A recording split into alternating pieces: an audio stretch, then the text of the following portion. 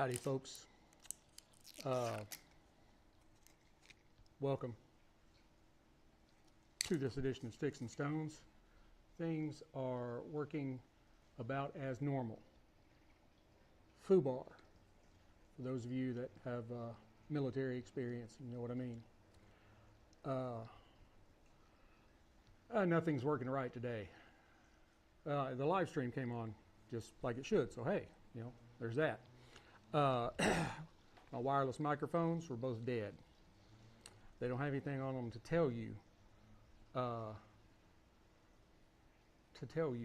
when they're about to go dead. They just go dead. So I need to recharge them. So I got one of them plugged up here, but you can't use it while it's recharging. So then I had to figure out what the hell else am I going to do.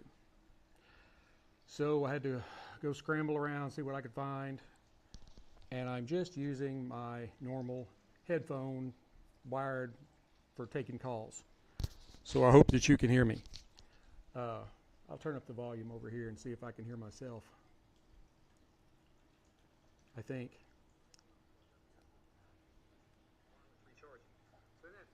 A little behind, but you know, that's the way it is. So yeah, kind of scrambling. This was going to be, it's going to be a really great, you know, really great live stream. Everything's going to be all right. It was all going to work out.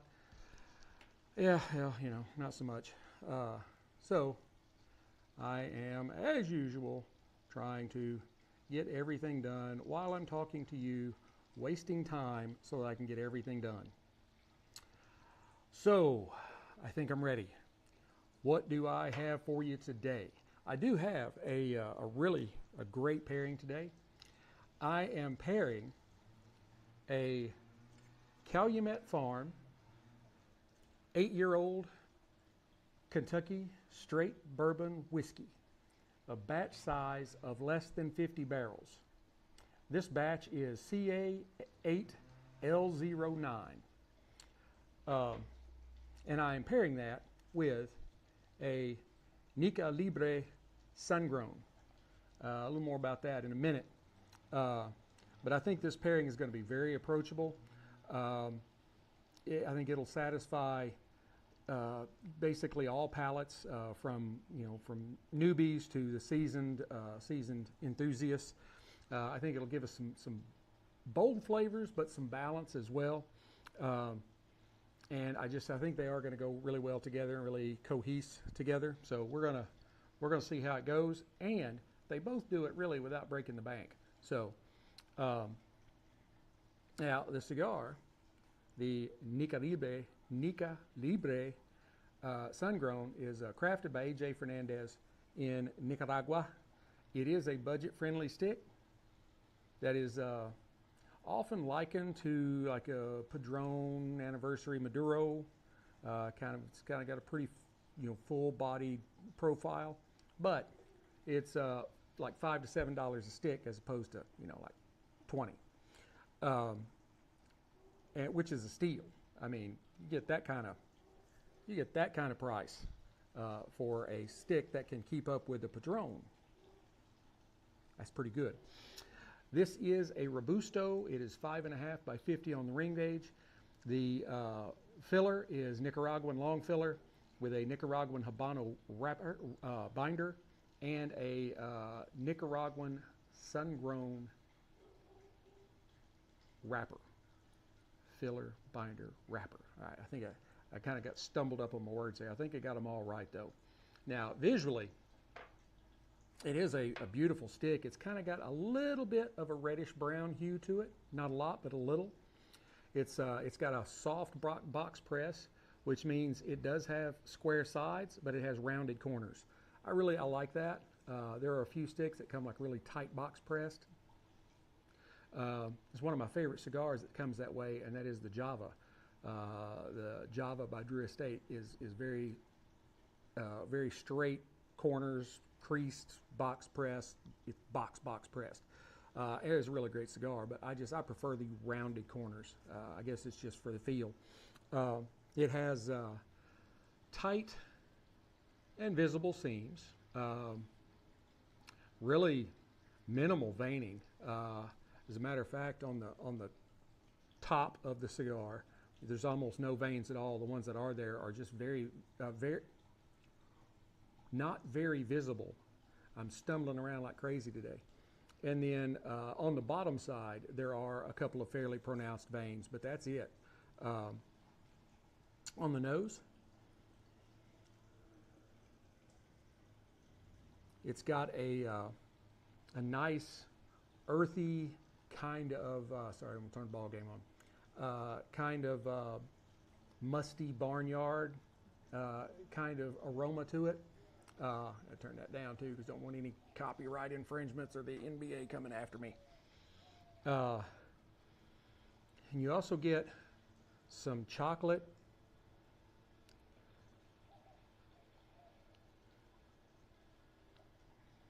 and maybe just some hints of leather. Now let's go ahead and give it a cut and test the cold draw.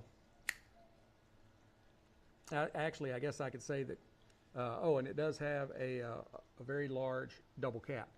I guess I could say that, because I just realized this as I'm looking at my notes, I guess I started going awry last night when I was making notes for today. I normally start with the spirit and then go to the cigar. I did this backwards. Sorry. On the cold draw.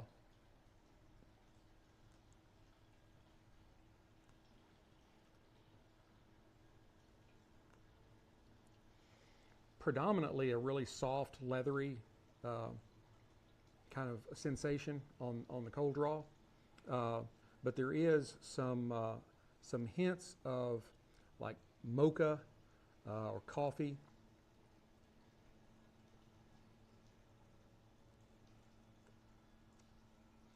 Maybe some slight hints of pepper, and then also some notes of wood. I wouldn't necessarily say cedar.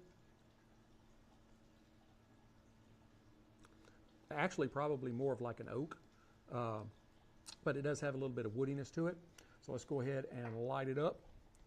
This actually kind of looks like one band, but then when you turn it around, you can tell it is two. So I'm going to peel off the mid band. There we go. And Rocky Patel Envoy 5 torch. I believe if you're going to do it right.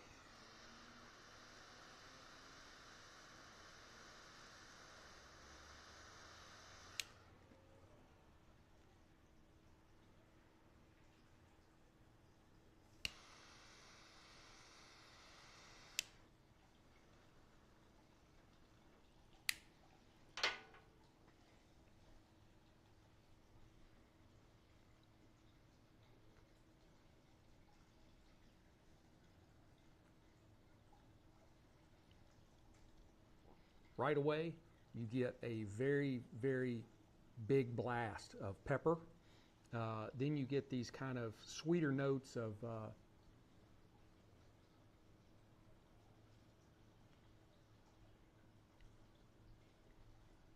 like a cashew, not like a peanut, more oily and softer, which is the way I consider a cashew. I love cashews. They're my top 1 or 2 favorite. My top 3 favorite type of nuts are cashews, macadamias, and pistachios. And I don't know, macadamia probably a little farther down the list because they are very oily, so it'd probably be like number 3, but I do like them. Like white chocolate macadamia nut cookies. Yeah, you put anything in a cookie, you can pretty much eat it.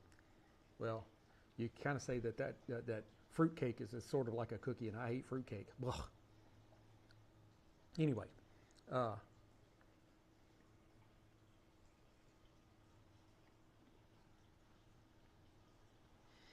You get also some cedar, maybe kind of a wet cedar, and I think I already said notes of leather in there. And then on the retro inhale, you get more black pepper, and then you also get kind of like a citrusy note.